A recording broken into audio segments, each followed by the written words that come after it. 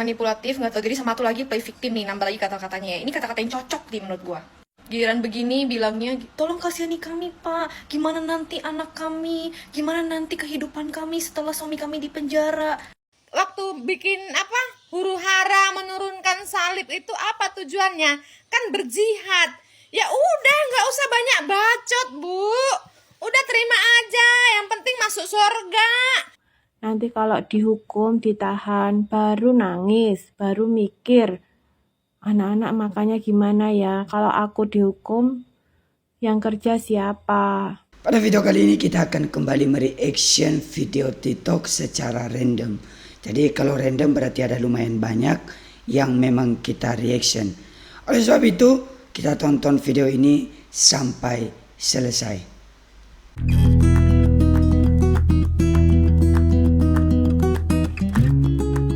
Manipulatif, nggak tahu diri, sama satu lagi play victim nih, nambah lagi kata-katanya ya. Ini kata-kata yang cocok nih menurut gua. Giliran begini bilangnya, tolong kasihani kami pak, gimana nanti anak kami, gimana nanti kehidupan kami setelah suami kami di penjara. Lalu kemarin ngelakuin kagak mikir kayak gitu, berarti kan emang lu nggak bisa mikir gitu loh. Yang penting bertindak dulu, mikir mah belakangan, bener gak? Apalagi ngomong kita tuh sekarang pengennya kerukunan aja pak, membalikkan kerukunan, tidak ada keresahan lagi di warga. Yang awalnya mulai itu siapa? Sumpah gue tuh paling males ya sama orang-orang yang udah salah, manipulatif, play victim. Sumpah nggak tahu diri, mukanya tuh ada gak sih? Lu nggak malu apa? Muka lu mau taruh di mana sih? Kayak gue nih ya, seumur umur kalau salah, gue mending ngakui kesalahan aja deh daripada kayak gue manipulatif atau play victim gitu. Karena malu, jadi kelihatan orang nggak tahu diri, orang kayak nggak berpendidikan ya. Terus kayak jadi orang yang, aduh, worst banget deh. Lebih nggak habis pikir lagi. Ini ya, istri-istrinya berani loh nemuin Kang Deddy Mulyadi. Padahal udah tahu suami lu salah gitu loh. Terus lu mau ngapain gitu loh? Mau minta dikurangi gitu, dientengkan gitu hukumannya. Coba kalau dibalik, itu anak lu yang digituin, lagi retret. Gue yakin lu juga pasti berkoar-koar langsung, lu juga pasti langsung mengecam-ngecam gitu loh. Lu jamin banget gue. Orang nih kalau emang otaknya bener nih, pasti kalau udah tahu salah, oh ya udah. Oke, lu salah ya dulu, tanggunglah konsekuensinya, berani berbuat, berani bertanggung jawab. Gitu pikirannya pasti. Bukannya menjual kesedihan, beginilah anak begini, nanti rumah gimana, siapa yang kasih makan, bla bla bla. Bodoh amat, itu urusan elu. Ya namanya kalau udah ngelakuin tindak pidana, ya udah ada hukumnya. Kebanyakan nih yang gue lihat ya, korban-korban kayak gini itu selalu menebar kasih loh. Kayak mengaplikasikan perumpamaan di tampar pipi kanan, kasihlah pipi kiri gitu loh. Jadi mereka tuh nggak yang ayo kompor-komporin warga, demo segala macem gitu, udah baik banget gitu loh. Mereka sesuai dengan aturan yang ada aja gitu, menempuh jalur hukum gitu, karena itu doang yang mereka bisa lakukan. Mau ngapain lagi gitu loh, mau demo-demo, kayaknya not our style banget. Makanya Pak, maksudnya kalau suami saya berhenti, anak saya gimana? Bukannya nyukurin, tapi lebih ke pelajaran berharga yang diberikan pada kejadian di Cidahu. Untuk para suami, juga untuk para istri, dan untuk semuanya. Kalau ada apa-apa, jangan main hakim sendiri, jangan berbuat seenaknya, jangan melawan hukum. Nanti kalau dihukum, ditahan, baru nangis, baru mikir. Anak-anak makanya gimana ya, kalau aku dihukum, yang kerja siapa? Itu dipikirkan matang-matang. Makanya di videoku yang lainnya itu kan ada catatan penting. Kalau lagi emosi, diem, jangan sampai hilang akal. Runyam kan jadinya. Teman-teman, kalau kalian ada yang mau beli mic ini, silakan cek di keranjang sebelah kanan, juga headphone yang saya gunakan ini. Cek aja ya. Membangun desa, Pak. Sampai Bapak datang justru membuat suasana gaduh. Kepala Desa Tangkil yang di Cidahu, tempat villa retreat yang dirusak, kok drama ya menurut saya. Tolong Pak, kita pengen hidup damai, gak pengen gaduh. Yang bikin gaduh siapa? Warga Bapak kan? Kita selama ini hidup berdampingan, kenapa sekarang itu timbul gejolak? Pertanyaan ke Bapak harusnya. Sekarang timbul gejolak karena apa? Jangan drama Bapak. Misalnya posisinya dibalik lah. Ibaratnya itu rumah kita ketempatan untuk yasinan atau pengajian. Kemudian tiba-tiba digeruduk, dirusak. Gimana rasanya? Udah itu saja kalau misalnya kita tidak memahami toleransi itu seperti itu gimana rasanya? Marah nggak? Jangan bilang saya membela orang Kristen. Tidak. Saya sedang membela orang Islam. Orang Islam jangan seperti itu. Kalau ada apa-apa, dibicarakan, dilaporkan kepada pihak yang berwajib. Jangan main hakim sendiri, jangan melakukan pengerusakan. Kalau seperti itu, Anda tidak menjaga Islam, tapi sebaliknya, merusak nama Islam. Jangan kayak gitu. Demikian juga umat agama lain. Karena apapun agamanya, kebaikan itu yang diajarkan. Kalau Anda itu tidak melakukan kebaikan, Anda diajari siapa? Setan. Kan ini Menteri Agama kok belum ada statement apapun terkait dengan kasus yang intoleransi ini. Gimana? Menteri Agama ini kayaknya lagi tidur pulas, Mbak. Ya, jadi memang dari kemarin ini kan sebenarnya ranahnya Menteri Agama. Karena Menteri Agama ini kan harusnya hadir sebagai mediator, sebagai regulator, sebagai penengah, ya kan? Apabila terjadi gesekan antar umat beragama lintas, ini jelas udah lintas agama ini, umat Islam dengan umat Kristen. Harusnya Kementerian Agama menurutku yang paling bertanggung jawab untuk hadir di sini sebagai mediator. Dia harus bisa menengahi, dia harus memberikan solusi, dia harus bisa mitigasi. Tapi itu tidak dilakukan sama sekali. Malah yang kita lihat hadir ini adalah Kementerian Hak Asasi Manusia. Ya mungkin Pak Menteri Agama, Pak Nasaruddin Umar mungkin lagi tidur pulas saja, Mbak. Mungkin belum bangun. Yang saya pikirkan ini Pak, keluarga kata Bapak tadi kan proses hukum tetap berjalan ya. Ih, si ibu teh gimana kumaha atuh teh kumaha? Tuh, kalau berjihad kemarin tuh ya, ngapunten ya. Kemarin tuh tujuannya apa? Waktu bikin apa? Huru-hara menurunkan salib itu apa tujuannya? Kan berjihad. Ya udah, nggak usah banyak bacot, Bu. Udah terima aja, yang penting masuk surga. Suami masuk penjara, mati masuk surga kan? Itu yang dimaukan. Ngapain ribet? Baru 2 hari ditahan, udah nggak terima. Gimana mau ke Palestina sana? Gimana mau berjihad ke negara orang itu, demo-demo? Nah, sekarang baru kayak gitu, mikirin mau makan. Yang penting anak bini, anak istrinya nggak makan, mati masuk surga. Udah ikut aja, nggak usah ribet deh. Malu. Jadi saya itu baru tahu kalau ternyata mereka meminta supaya diringankan. Ya saya setuju tadi dari dua tadi yang Mbak Maya pertama dan juga ibu ini.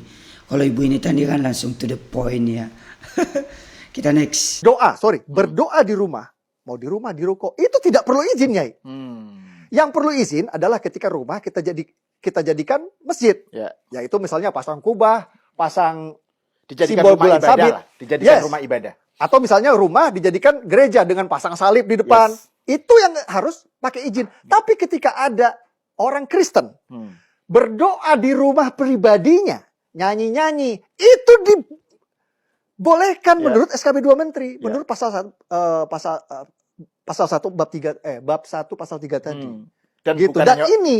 Dan ini yang Yai bilang tadi soal tupoksi tadi, ini sayangnya pengecualian ini yang ada di SKB 2 Menteri ini tidak tersosialisasikan dengan baik kepada aparat sampai ke akar rumput. Aku paham mensosialisasikan itu butuh anggaran dan butuh kerja keras, itu PR banget. Tapi memang akar masalahnya karena itu. Karena aparat tidak paham bahwa berdoa, orang Kristen berdoa di rumah itu dibolehkan sama SKB 2 Menteri dan dilindungi oleh konstitusi. KDM membuat keputusan yang sangat berani, yaitu dengan menolak rencana penangguhan 7 tersangka kasus Cidahu. Ayo, kalian setuju atau enggak? Boleh tulis di komentarnya ya. Ini Kemenhukam ini sangat aneh menurut saya. Waktu awalnya mereka sendiri yang menetapkan ini adalah pelanggaran hak asasi manusia, tetapi beberapa hari kemudian mereka juga yang menganulir sendiri dengan membuat wacana menjadi penjamin kebebasan 7 orang tersebut. Kalau saya setuju dengan keputusan KDM, kenapa?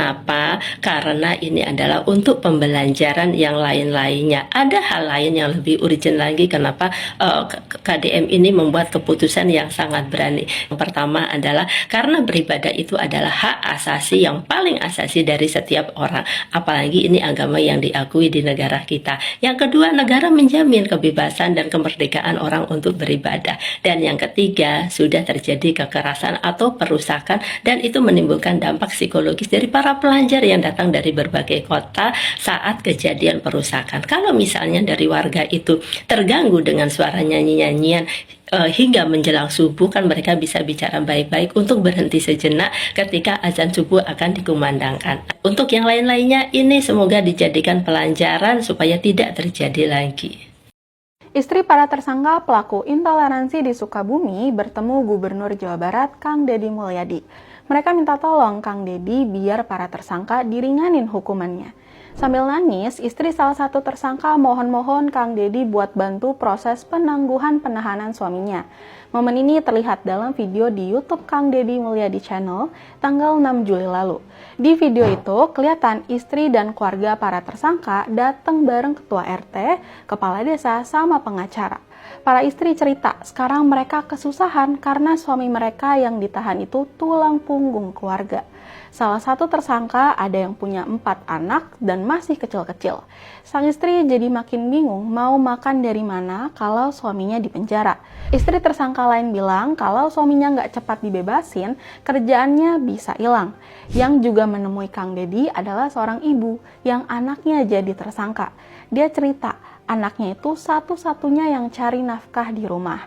Dia bilang kalau anaknya nggak dibebasin, siapa yang ngebiayain dirinya dan keluarga? Saya mohon sama Bapak, yang diharapkan saya itu Bapak bisa mengeluarkan anak saya, kata si ibu itu.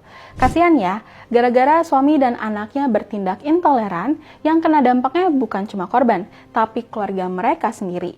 Nah, yang menarik itu respon Kang Deddy. Dia tegas jawab nggak punya wewenang ikut campur urusan hukum. Saya gubernur tidak bisa mengintervensi urusan hukum, katanya. Gubernur itu berdirinya di atas semua golongan, lanjutnya. Dia juga jelasin, pihak yang bisa nyelesain masalah hukum ini adalah pengacara para tersangka sama penyidik polisi. Saya hanya bisa bantu dari sisi sosial, misalnya meringankan beban ibu karena tulang punggungnya sekarang ditahan, kata Kang Deddy. Dia paham banget, penahanan para tersangka bikin keluarga mereka jadi susah. Karena itu, dia janji bakal bantu keluarga tersangka secara sosial biar mereka nggak terlantar. FYI, pada 26 Juni lalu terjadi aksi intoleransi di Cidahu, Sukabumi, Jawa Barat. Sekelompok orang menggeruduk villa yang lagi dipakai retreat para pelajar Kristen. Retreat adalah kegiatan liburan yang diisi acara rohani umat Kristen. Sekelompok orang itu ngamuk dan merusak fasilitas villa. Video aksi intoleransi itu viral di berbagai platform media sosial. Tampak dalam video, beberapa orang dengan beringasnya mecahin kaca dan ngerusak bangunan villa sambil teriak-teriak. Salah satu pelaku bahkan mecahin jendela pakai kayu salib. Di video lain, saksi bilang sebelum perusakan massa sempat maki-maki dan nyuruh para peserta retreat bubar saat itu juga. Anak-anak yang ketakutan banget itu langsung buru-buru beresin barang dan pergi. Pas mereka mau keluar, mobil mereka juga digedor-gedor. Gara-gara aksi intoleransi itu, pemilik villa Maria Veronica Nina usia 70 tahun mengaku ngalamin kerugian material sampai sekitar 50 juta rupiah. Pada 1 Juli lalu, polisi resmi netapin 8 orang jadi tersangka. Polisi ngejerat mereka dengan pasal berlapis. Pertama, pasal 170 KUHP, perusakan secara bersama-sama atau tenaga bersama terhadap orang atau barang. Kedua, pasal 406 KUHP, perusakan barang milik orang lain. Kalau dikumulasi, ancaman hukumannya bisa nyampe 8 tahun penjara. Apa yang disampaikan Kang Deddy ke keluarga para tersangka keren banget. Kang Deddy nunjukin kelasnya sebagai seorang pemimpin. Di satu sisi, Kang Deddy tegas menolak permintaan keluarga para tersangka soal keringanan hukum. Kang Deddy sadar dia nggak berhak mengintervensi jalannya proses hukum. Sebaliknya, Kang Deddy pengen supremasi hukum dihormati dan hukum harus ditegakkan. Sambil kasih edukasi keluarganya buat jangan melanggar hukum karena bisa berujung masuk bui. Tapi di sisi lain, Kang Deddy juga nggak mau keluarga para tersangka terlantar. Karena itu, dia berjanji akan membantu keluarga para tersangka secara sosial. Kang Deddy pengen nunjukin negara nggak lepas tangan soal nasib keluarga para tersangka. Cukup para pelaku yang mendapat sanksi hukum. Keluarga mereka jangan.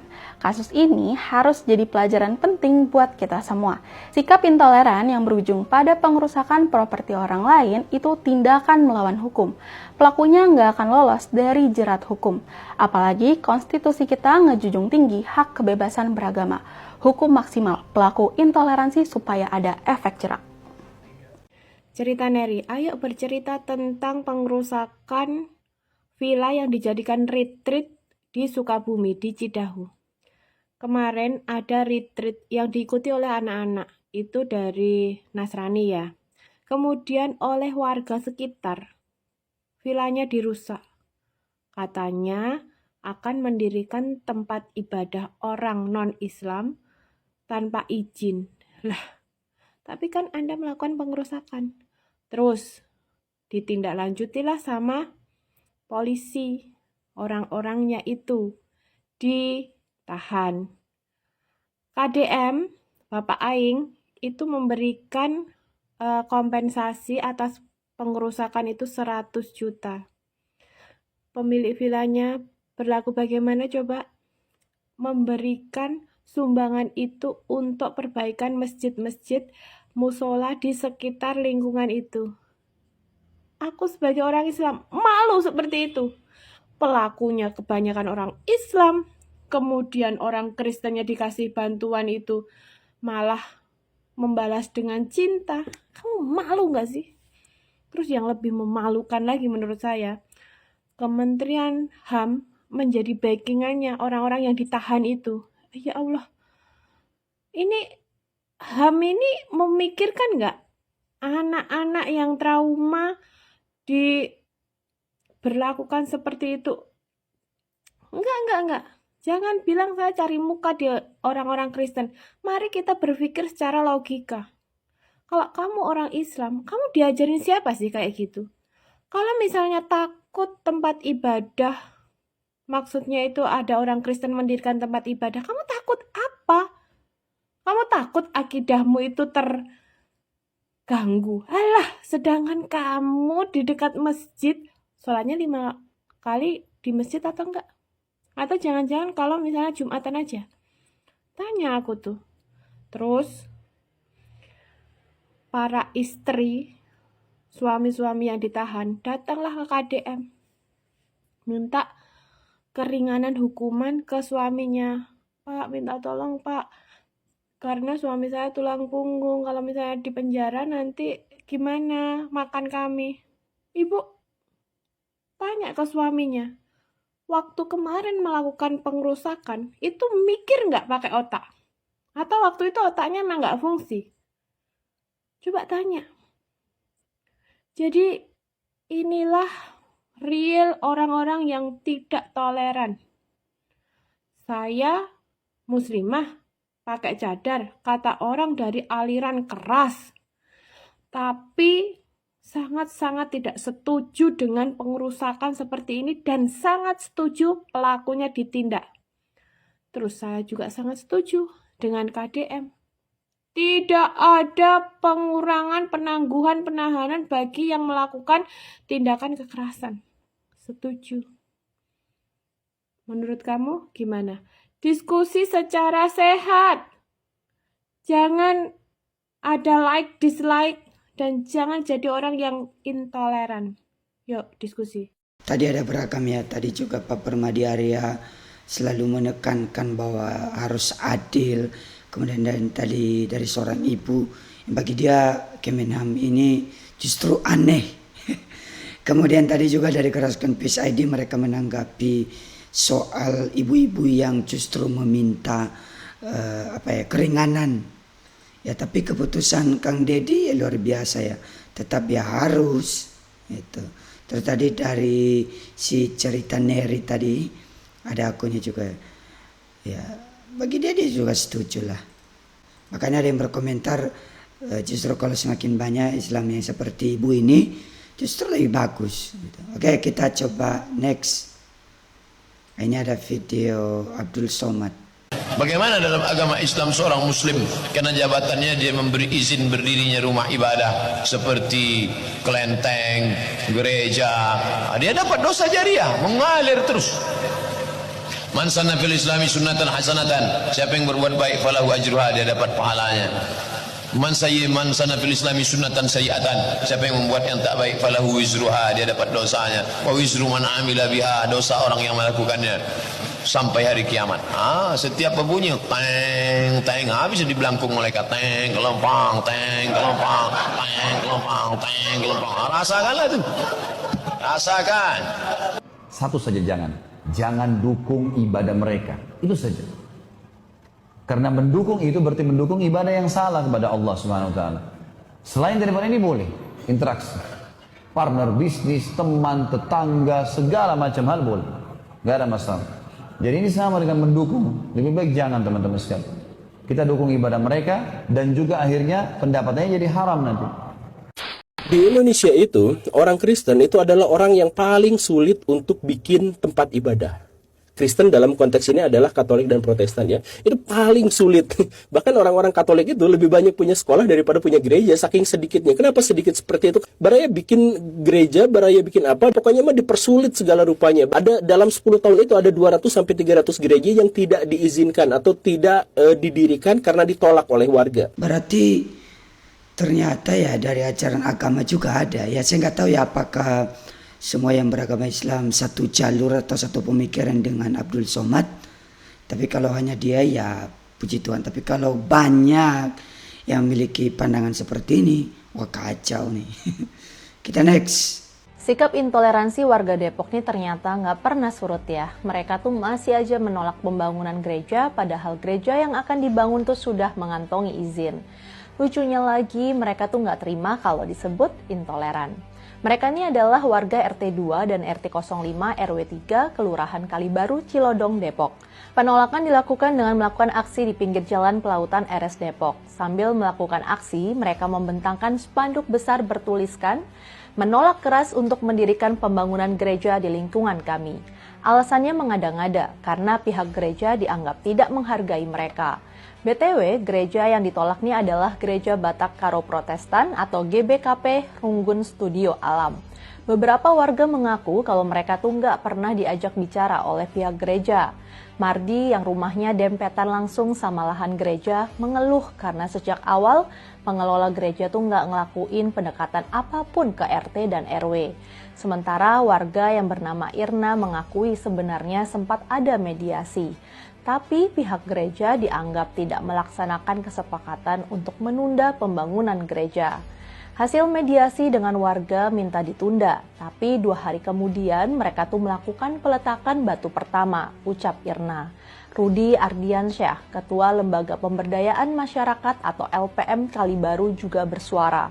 Menurutnya, pihak gereja seakan-akan arogan karena tidak mengurus perizinan melalui jalur bawah alias masyarakat lebih dahulu. Malah mereka tuh menempuh jalur atas sehingga sampai perizinan turun tanpa pernah ditandatangani RT dan RW, ujar Rudi. Alasan itu juga yang bikin Rudi menampik kalau ini tuh berhubungan dengan aksi intoleran.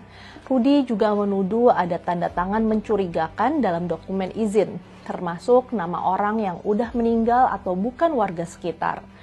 Pihak gereja membantah semua tuduhan itu. Ini tuh disampaikan oleh Ketua Bidang Marturia Z. Plairis Tarigan. Dia tuh bilang mereka tuh udah beberapa kali ketemu dengan perwakilan warga, bahkan sempat menggelar pertemuan resmi di kantor Camat Cilodong. Kalau dikatakan tidak dilibatkan, kami tuh sudah sering bertemu dengan Pak RW, Pak RT, RT 2, dan RT 5. Ada semua dokumentasinya, ucap Tarigan.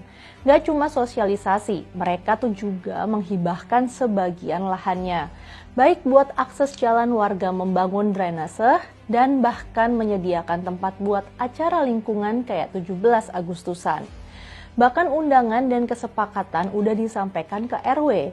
Fakta lainnya, lahan gereja ini sebenarnya tuh berada persis di samping 2 gereja lain yang udah lama berdiri dan aktif. Dan gereja baru ini juga udah dapat izin resmi. IMB-nya dikeluarkan pemerintah Kota Depok per 4 Maret 2025 lengkap dengan plang legal dari Dinas Perizinan. Karena aksi penolakan itu, pemerintah Kota Depok memutuskan untuk menunggu proses mediasi lanjutan. Kasus ini bikin kita bertanya-tanya ya, kok masih bisa aja sih Pemkot Depok kalah sama tekanan massa? Padahal pihak gereja sudah memenuhi semua izin dan prosedurnya. Kami sempat senang tahun 2024 Depok tuh tidak masuk dalam 10 kota intoleran dari Setara Institute. Padahal pada tahun 2023 Depok tuh menjadi kota paling intoleran.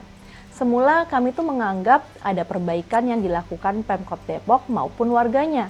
Tapi kasus ini menunjukkan kembali Depok ternyata tidak berubah. Membangun rumah ibadah itu adalah hak konstitusional setiap warga negara. Karena itu tidak ada pihak manapun yang boleh menggugurkan hak itu. Apalagi mereka sudah memenuhi semua izin dan prosedurnya. Tegakkan konstitusi, hormati hak membangun tempat ibadah bagi agama apapun. Nah, ini video yang juga saya sudah reaction sebelumnya tentang kejadian juga di Depok ya. Saya tampilkan nanti thumbnailnya, silakan kalian tonton. Ya, sungguh miris sekali lah.